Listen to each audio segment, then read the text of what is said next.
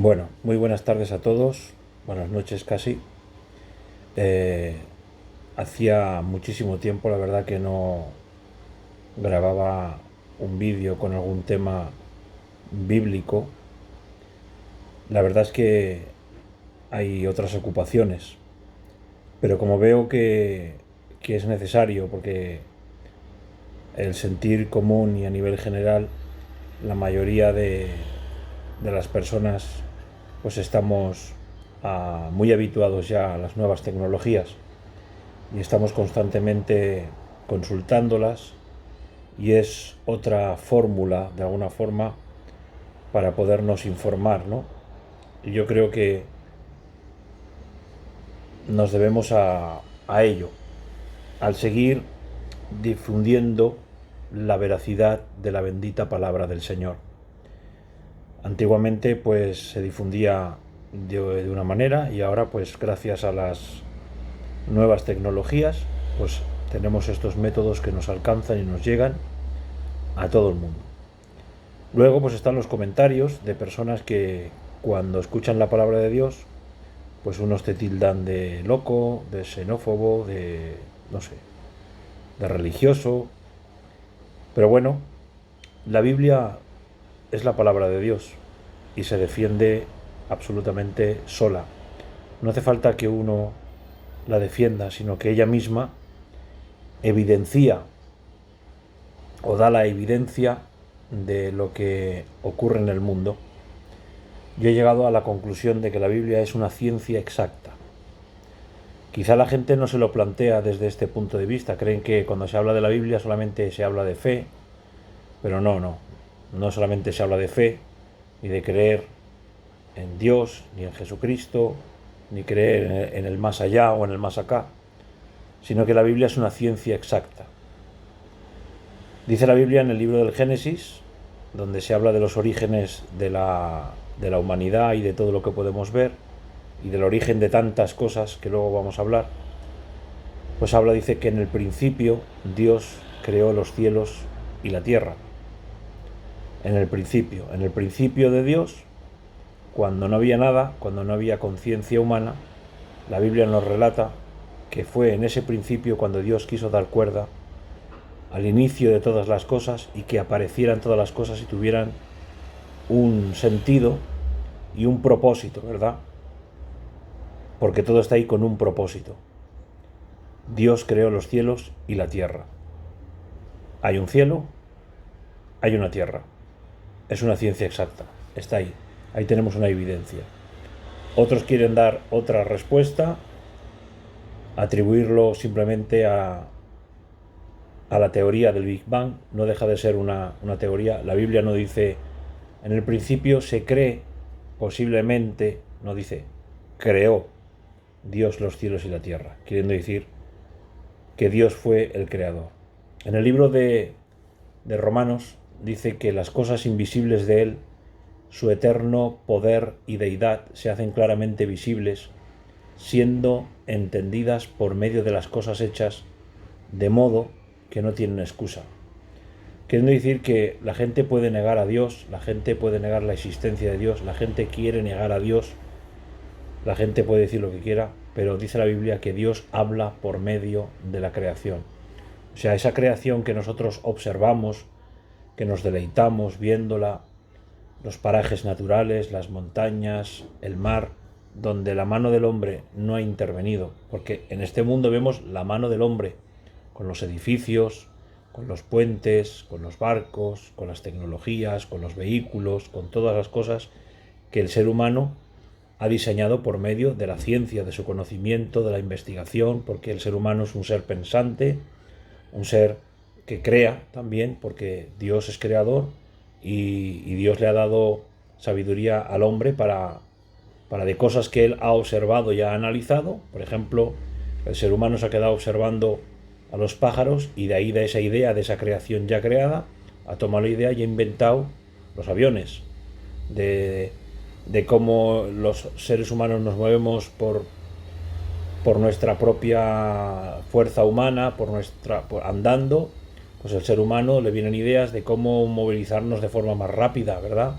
Y se inventó la rueda, se inventaron los vehículos, se inventaron las bicicletas, los trenes y todos los métodos de movilidad rápida, ¿verdad? No quiero detenerme aquí en esto que estoy hablando, simplemente quiero aclarar de que la Biblia pues tiene esta demostración.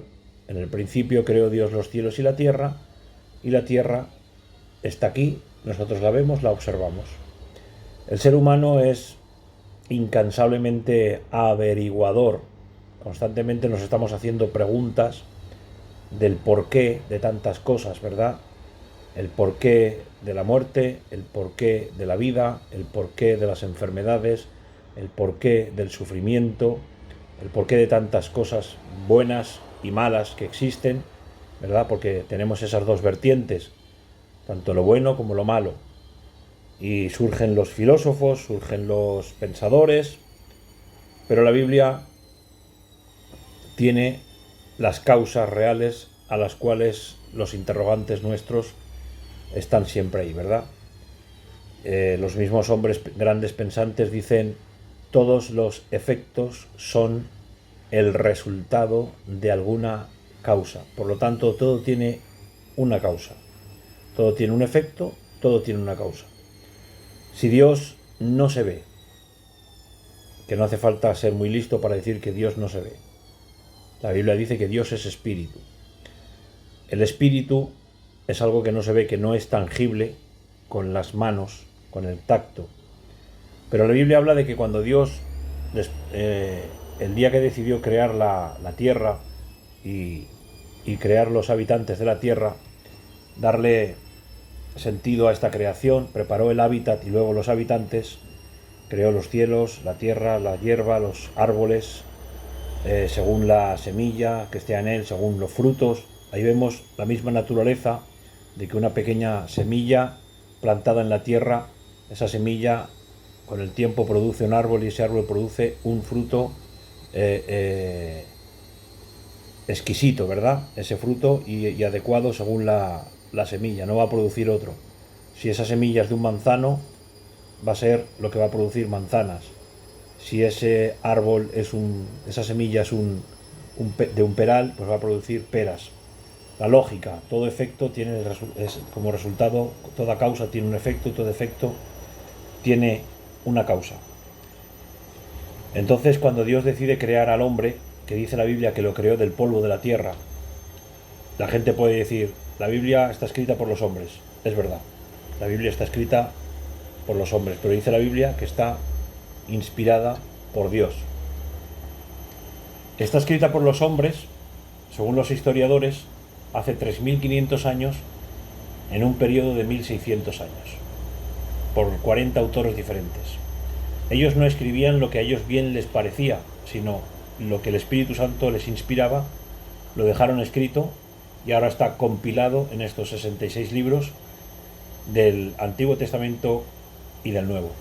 En el principio habla del origen de las cosas para que sepamos qué es lo que ha ocurrido, por qué tenemos que convivir y por qué convivimos con todas estas cosas, ¿verdad? Que hemos hablado: la vida, la muerte, las enfermedades, el sufrimiento, de dónde vienen, dónde se originan, ¿no?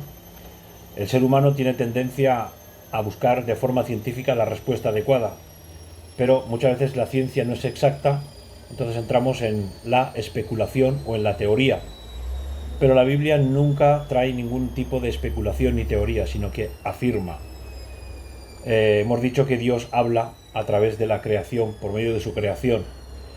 Si ahora, cuando Dios le dijo al hombre, en esta historia bíblica que habla en esta escena, cuando el hombre entra en desobediencia, que le prohibió comer de un árbol, en concreto que era el árbol de la ciencia del bien y del mal, y entró en esa desobediencia, primeramente la mujer se adelantó y el hombre consintió, la causa de ese deseo y posteriormente de dar a luz el comer de ese árbol prohibido, vino sobre ellos temor, miedo, mejor dicho, como dice la Biblia, miedo, y se dieron cuenta de su desnudez. ¿Estaban desnudos? Claro que sí, pero había algo en ellos tan perfecto que no les permitía ver la desnudez como ellos la veían posteriormente después de haber comido de aquel fruto prohibido. Entonces, ¿qué ocurrió? De ellos, al entrar en ellos la desobediencia, vino el miedo, el pecado, y ese miedo les hizo esconderse y a sentir vergüenza por encontrarse en esa desnudez, que realmente estaban desnudos, pero su traje invisible que ellos tenían, que era un traje de santidad, que aunque yo buscara la fórmula de explicarlo para que todos lo podamos entender, los que leemos la Biblia y somos un poquito espirituales, pues sí que lo entendemos, que entendemos ese traje de inocencia que había en ellos, pues se desprendió de ellos por causa de la desobediencia. En ese intento de restauración, cuando Dios va a Adán y Eva, ya a llamarlo por su nombre, en aquella voz inconfundible que le llamó en el huerto del Edén y le dijo: Adán, ¿dónde estás tú? Le dijo esa frase tan famosa con una pregunta, para que él evidenciara la situación en la cual se encontraba. Le estaba diciendo en una pregunta sagaz por parte de Dios, con mucha sabiduría: mira cómo estás ahora y mira cómo estabas antes. Antes no tenías miedo, antes no tenías vergüenza, y ahora te ves en una situación para que se identificara con esa situación en la cual se encontraba. Su respuesta fue: oí tu voz en el huerto y me escondí porque tuve miedo. Y Dios le contestó y le dijo: ¿quién te enseñó que estabas desnudo? ¿Acaso comiste del fruto que te mandé que no comieses? Ya esa pregunta era más clara para que él respondiera con sinceridad, pero los que conocen la historia no fue así. Y eso es innato en el ser humano. Adán le dijo a Dios: la mujer que tú me diste por compañera me dio a comer. La mujer que tú me diste. De una forma sarcástica, vamos a decirlo así, le estaba echando la culpa a Dios. La mujer que tú me diste por compañera. En un principio, cuando Dios se la puso delante, que Dios la había creado, dijo que era carne de su carne y hueso de sus huesos. La vio y se deleitó porque Dios le había dado una compañera, una esposa. Pero resulta que luego le echaba la culpa a Dios por aquella mujer que le había dado. Pero él no quiso reconocer que en su falta de determinación para imponer, por así decirlo, la autoridad que Dios le había delegado, de ponerse de por medio para detener a su mujer en esa mala decisión que obtuvo a la hora de tomar del fruto, no quiso hacerlo y prefirió echarle la culpa a Dios. Hoy en día está en el ser humano, incluso en los mismos ateos y en aquellos que niegan la existencia total de Dios ni quieren dar lugar a ello, el echarle la culpa a Dios. Y mucha gente ni cree ni quiere creer. Si Dios existiera, ¿por qué permite esto? ¿Por qué permite lo otro? ¿Por qué permite por aquí? ¿Por qué permite por allá? ¿Por qué permite la enfermedad? ¿Por qué permite esto? Como que Dios es el culpable de todo. Y yo digo, qué fácil es echarle la culpa a Dios de nuestras malas acciones, de nuestras malas decisiones, de ir de víctimas por la vida. Porque es muy fácil decir que la culpa la tiene mi mujer, que la culpa la tienen mis hijos, que la culpa la tiene el gobierno, que la culpa la tiene la guerra esta dialéctica y lingüística que hay aquí en Cataluña por la independencia. La culpa la tiene todo el mundo menos nosotros, pero cada uno es responsable de sus propios actos. Y no hubo ningún reconocimiento por parte de Adán. Por eso digo que en el ser humano está esa tendencia, echarle la culpa a los demás y sobre todo a Dios. Hay gente que dice que conoce a Dios y sin conocerlo le echa la culpa. ¿Cómo se le puede echar la culpa a Dios si no lo conozco? Si no sé cómo Dios me trata, si ni siquiera me he acercado a Él para conocerle. ¿Cómo puedo echarle la culpa yo a alguien que no conozco, que no he tratado con Él? Pues somos así los seres humanos. Yo estoy hablando ahora mismo con toda la naturalidad del mundo. Yo espero que las personas que tengan la santa paciencia de escucharme, pues que les pueda hacer bien estas palabras el día que esté subido el vídeo. Simplemente decirles que la Biblia, lo que estaba diciendo antes, es una ciencia exacta.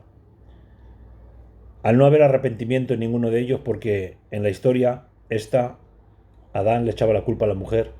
Cuando Dios se dirige a la mujer, la mujer dice que la culpa la tenía la serpiente, y al final, porque no había más gente allí en ese momento, si no se hubieran echado la culpa unos a otros, pero al final quien tenía la culpa, según todos ellos, la tenía Dios. Dios dando vida, Dios creando, y al final la culpa la tiene Dios. La pregunta del millón: si Dios sabía que iban a hacer ese mal, ¿por qué los crea?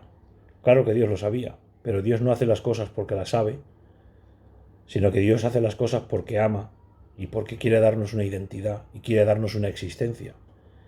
Y en esa creación de darnos libertad para escoger el camino, pues en ese momento crítico y fatal, tomaron la fatal decisión no solamente de no hacer lo correcto, sino no querer arrepentirse del mal que habían hecho. Es que a veces tomamos decisiones mal tomadas que nos acarrean problemas y dificultades, y el problema está en que no rectificamos. Volvemos a caer como aquel anuncio que hacían hace muchos años de aquel coche que golpeaba varias veces en la piedra y decía: el hombre es el único animal que choca 2 veces en la misma piedra. Pues no 2 veces, y hasta 20 veces. Porque a veces no reflexionamos en las situaciones. A veces queremos avanzar a un mundo que no, a un lugar que no avanzamos. Y lo que tenemos que hacer es reflexionar, porque los años pasan y vuelan. Yo hoy en día tengo 48 años. Y me acuerdo perfectamente cuando tenía 5 años, que fue cuando partió mi padre. Pues fíjense, han pasado 43 años. Me casé con mi mujer, tuvimos una niña, y los días pasan y los años vuelan, como decía Job en su libro. Sus días fueron más rápidos que la lanzadera del tejedor. Queriendo decir que tenemos que reflexionar en todas estas cosas. Hoy en día tenemos crisis políticas, nadie se pone de acuerdo, parece que vamos a algún lugar y no avanzamos a nada, nos sentimos todos los seres humanos engañados por aquellas personas que nos representan, incluso los líderes religiosos que en su tiempo parecía que nos enseñaban cosas buenas, resulta que han salido a luz cosas muy malas que tenían escondidas, y la gente ya no quiere creer en nada ni en nadie. Pero yo les aseguro que tienen razón, no se puede confiar en nada ni en nadie. Pero vuelvo a repetir que la Biblia se defiende sola. Por eso los grandes hombres de Dios siempre lo que han dicho ha sido, y han querido hacer, no poner su imagen, sino llevar a las personas a Dios, que la gente se enamore de Dios. Y yo lo que pretendo es que usted vea, aquellos que me escuchen, el día de mañana, que ustedes vean que en el ser humano no hay mucho y bueno, pero en Dios sí, en su palabra. Que lo único que ha estado tratando de decirnos Dios, y nos trata de decir, que nosotros somos los culpables de todos los males, que en nosotros no hay acercamiento a Dios, que la mayoría hemos vivido alejados de Dios, que no le hemos tenido en cuenta, que la Biblia sigue siendo esa ciencia exacta que les estoy diciendo, porque aquí tenemos la tierra, ahí tenemos el cielo, tenemos el sol, como Dios creó, tenemos la luna. Todo esto funciona en orden cronológico, científicamente está comprobado. La luna tiene, no lo sé explicar muy bien, pero tiene una especie de control de las mareas. Al ser el satélite que está cerca, tiene el control de que el mar no se exceda de la playa, porque produce como un tipo de atracción. El sol, la Tierra gira sobre sí misma para producir las 24 horas del día y nunca se detiene, siempre está girando para producir las 4 estaciones del año. La Tierra también gira, no recuerdo con exactitud si es la Tierra o es el Sol, que gira elípticamente para producir las 4 estaciones del año, y la Tierra gira sobre sí misma para producir el día, las 24 horas del día. Y eso siempre ha sido así desde que Dios decidió que fuese así. La Tierra, según el libro de Job, dice que pende de la nada. No se cae, está ahí y está girando sobre sí misma siempre y nadie la detiene. Nadie la detiene. Y estamos aquí nosotros circulando en esta Tierra. Generación va, generación viene y cada generación parece que tiene el deseo arduo, en vez de acercarse a Dios, todo lo contrario. Y yo lo voy a decir claramente, que cuando una persona, un hogar, una familia, una iglesia, un gobierno, un país, una ciudad, un pueblo, no tiene a Dios en su corazón, no gobierna a Dios, es un pueblo, un gobierno que camina como el Titanic. Puede ser muy bonito, de lujo, pero tiene las horas contadas. Se hunde en el mar de la frialdad y se creen que son mejores que nadie y al final vamos todos a la deriva. Pero una persona, una generación, un gobierno que tiene a Dios en cuenta es una generación sólida, una generación que tiene esperanza, una generación que tiene otra perspectiva de la vida, donde va a ver más cerca la esperanza, ¿verdad? Porque al fin y al cabo todos somos mortales. Aquí no hay ni ricos, ni pobres que se libran, ni payos, ni gitanos. Nadie es superior a nadie y nadie puede superar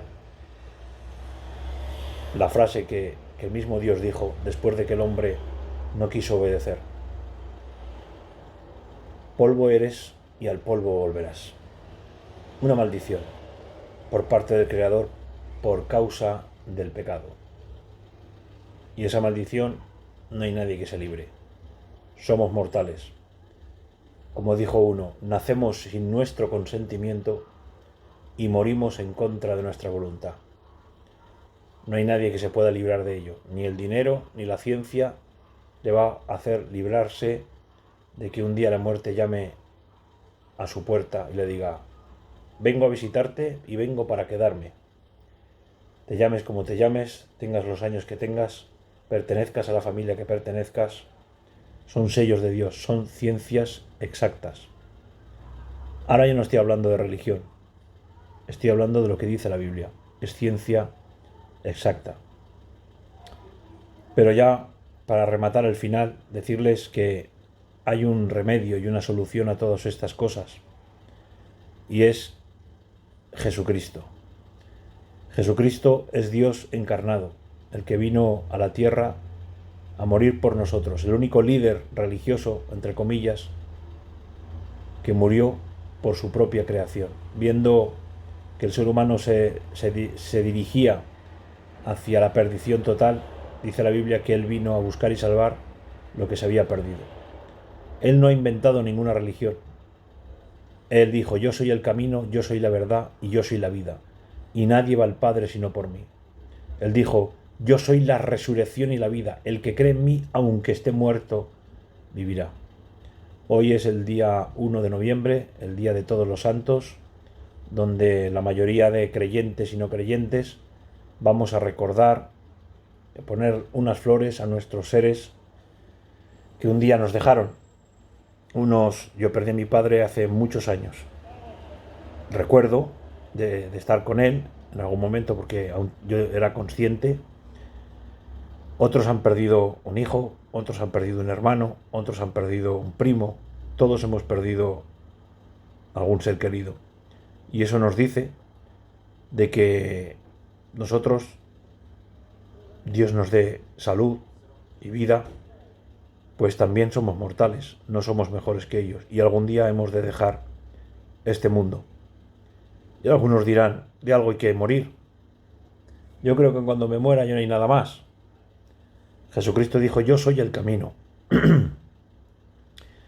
Eso no lo ha dicho ningún cura, no lo ha dicho ningún pastor evangélico, no lo ha dicho ningún filósofo. Él dijo: yo soy el camino, yo soy la verdad, yo soy la vida. Dice: y nadie va al cielo si no es por mí. Está diciendo: si no tienes un encuentro conmigo, tu religión no vale, tu ideología no vale, tu filosofía no vale. Nadie puede cambiar eso. Y además se atrevió a decir, yo soy la resurrección y la vida. El que cree en mí, aunque esté muerto, vivirá. Qué palabras, ¿verdad? Un mensaje de esperanza en contra de la esperanza.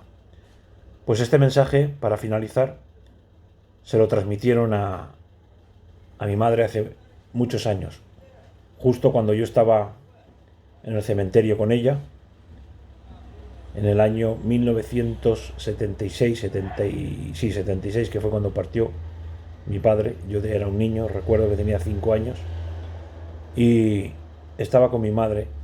Yo soy el pequeño y siempre iba con ella en el cementerio. Y unas mujeres vinieron a hablarle a mi madre, a transmitirle un mensaje, no de política, no de teología, no de palabras bonitas, aunque hablaban muy bien, pero el mensaje era este. Hablaron con mi madre para entrar en conversación y le dijeron, señalando allí en el sepulcro, dice, queremos decirle que la Biblia dice que aquí no se acaba todo. No se acaba todo. Porque es verdad que el mismo Dios dijo que somos polvo de la tierra y tenemos que ir a parar allí. Pero también Dios dijo que Dios creó al hombre a su imagen y semejanza. Por lo tanto, si Dios es espíritu, la imagen y semejanza no es este cuerpo, es la imagen interna, la espiritual. Dentro de nosotros, Dios puso un espíritu y un alma que han de dar cuenta ante Dios si no nos arrepentimos de nuestros pecados, porque todos, y dejemos nuestro orgullo, tenemos pecado. Cuando digo la palabra pecado, algunos dirán, esto suena religioso. Cuando hablo de pecado, hablo de maldad. Todos tenemos que dejar la maldad y arrepentirnos. Quien no ha mentido, ha jurado. Quien no ha jurado, ha adulterado. Quien ha adulterado, ha hecho otras cosas. Está en el ser humano. Todo el mundo tiene de qué arrepentirse. Cambiar de idea, cambiar de pensamiento. Si no nos arrepentimos, cometemos el peor pecado, que es el pecado de la rebelión y del orgullo contra Dios. Pero Dios va a estar ahí para decirnos que tenemos que arrepentirnos.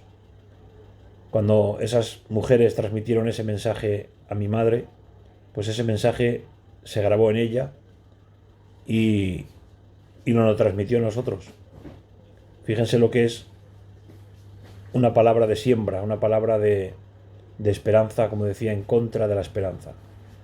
Y ese mensaje caló tanto en nosotros que al día de hoy pues predicamos este evangelio, esta palabra. Yo simplemente soy no me atrevo a decir ni representante, no lo soy. Como dice la Biblia, soy un siervo inútil que hago lo que tengo que hacer y simplemente hablo de lo que Dios es y me quedo corto, porque si no estaría mucho rato hablando, hay muchos temas para poder hablar. Pero quiero dejarlo hasta aquí con esta media hora. En otro día hablaremos de otro tema en concreto. O seguiremos con este, de que la Biblia es una ciencia exacta. Todo lo que está escrito en la Biblia, todo, absolutamente todo, se cumple en el mundo real en el cual vivimos. Y todo lo que está escrito, si se cumple, es una ciencia exacta. ¿Qué quiero decir con esto? Que no pongan la mirada en el hombre. El hombre defrauda. El hombre hoy en día dice verdad y mañana no sabemos ni lo que dice. Hoy el hombre puedes apostar por él, pero mañana no puedes apostar por él. Pero la palabra de Dios dice que permanece para siempre. Cielo y tierra pasarán, dice, pero mis palabras permanecerán. La palabra de Dios permanecerá, quieren decir, desde principio a fin, se ha cumplido, se cumplió, se está cumpliendo y se cumplirá. Que la paz de Dios invada todos vuestros corazones y vuestras mentes. Dios os bendiga a todos.